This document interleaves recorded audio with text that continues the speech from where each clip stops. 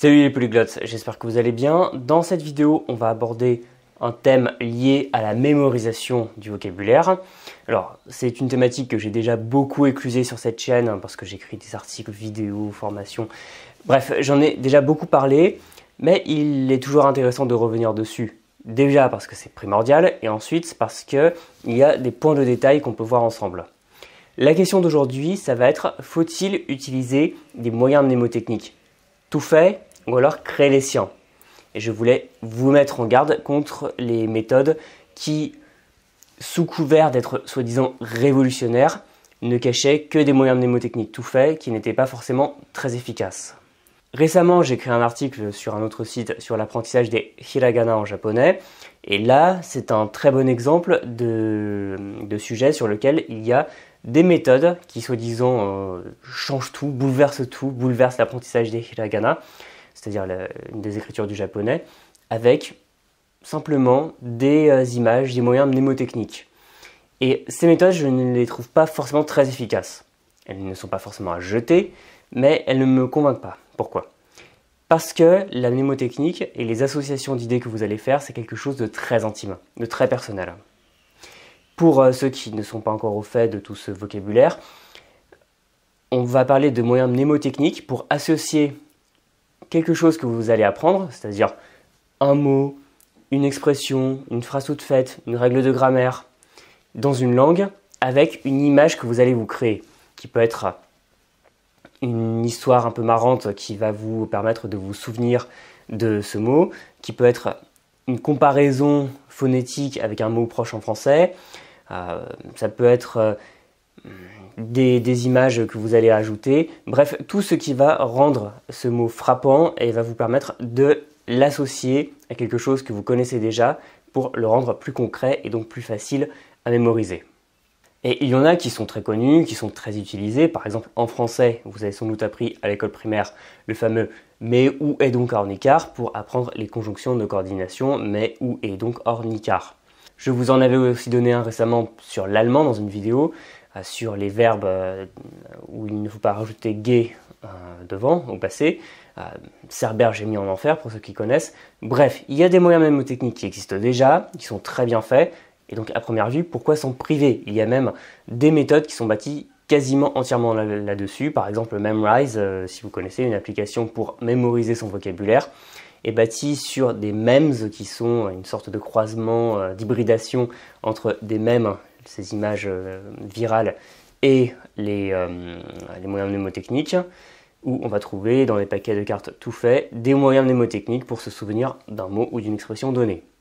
Cependant, le problème avec la mémorisation, c'est que chaque personne est différente. Toutes les personnes sont très différentes dans leur rapport à leur mémoire.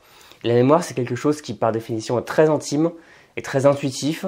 Et donc, mécaniquement, il va y avoir des moyens mnémotechniques qui vont marcher pour une certaine personne, mais pas sur une autre.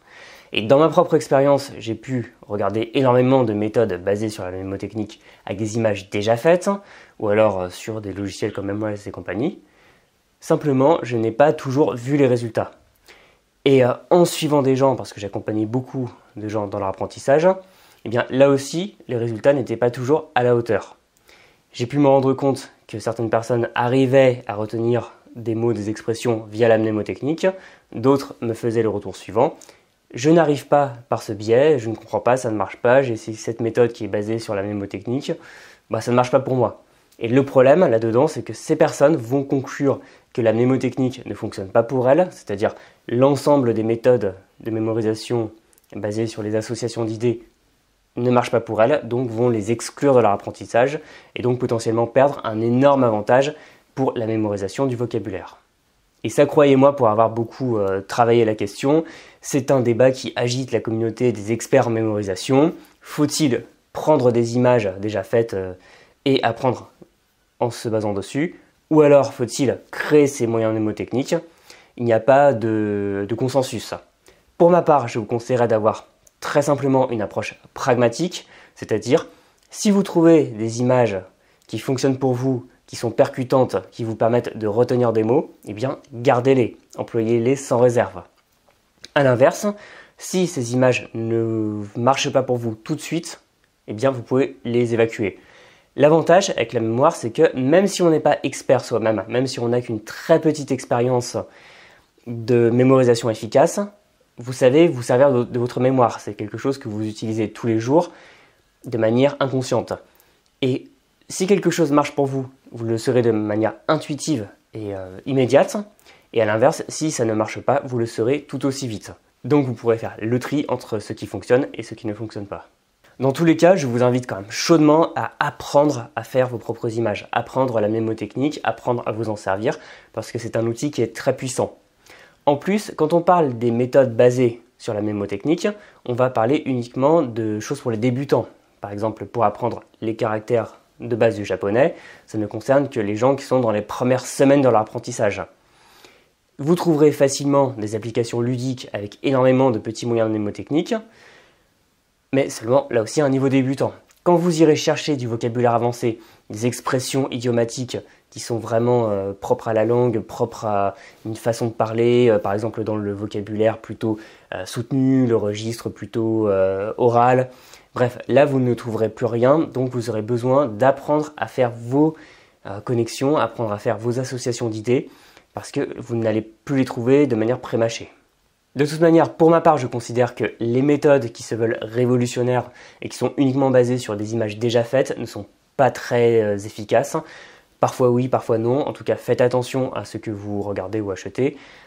Parce que pour les avoir testés par moment, oui, parfois ça fonctionne. Parfois je retrouve des associations d'idées que j'ai faites moi-même et qui fonctionnent pour d'autres personnes. Parfois ça ne fonctionne pas et je trouve que c'est assez glissant et qu'il vaut mieux apprendre à faire vos associations d'idées. Parce que soit ça va marcher et vous allez gagner un petit peu de temps, soit ça ne va pas marcher. Et si vous partez du principe que cette méthode marche forcément et que c'est vous qui avez le problème, vous allez tout simplement perdre votre temps avec une sorte de mayonnaise qui ne prend pas et qui refuse de prendre. Et c'est bien normal parce que si ça ne fonctionne pas pour vous, ça ne prendra jamais. Je vous conseille donc de faire confiance à votre instinct. C'est lui qui vous dira si une association marche ou pas. D'ailleurs, quand vous faites vos propres cartes mémoire, quand vous apprenez votre vocabulaire, vous saurez instinctivement ce qui est bon pour vous ou pas. Faites très attention à tout ce que vous pouvez trouver, même si c'est tentant, sous un format pré-mâché. Et de cette manière, vous pourrez trouver les associations qui marchent pour vous et apprendre beaucoup plus facilement, rendre le vocabulaire beaucoup plus concret. En tout cas, si la mémorisation est une thématique qui vous intéresse, je fais une opération sur ma formation Tout retenir cette semaine. Vous pouvez y accéder avec 50 € de réduction jusqu'à ce vendredi 30 avril. Vous avez le lien dans la description. Vous y trouverez toutes mes techniques pour mémoriser, que ce soit les mots, les expressions, les phrases, les règles de grammaire, quelle que soit la langue que vous apprenez. En tout cas, c'est disponible ici, vous avez le lien pour tout savoir à ce sujet. Je vous dis en tout cas à très bientôt dans une prochaine vidéo. Vous pouvez bien sûr vous abonner à cette chaîne et bon courage dans votre travail de mémorisation. Salut!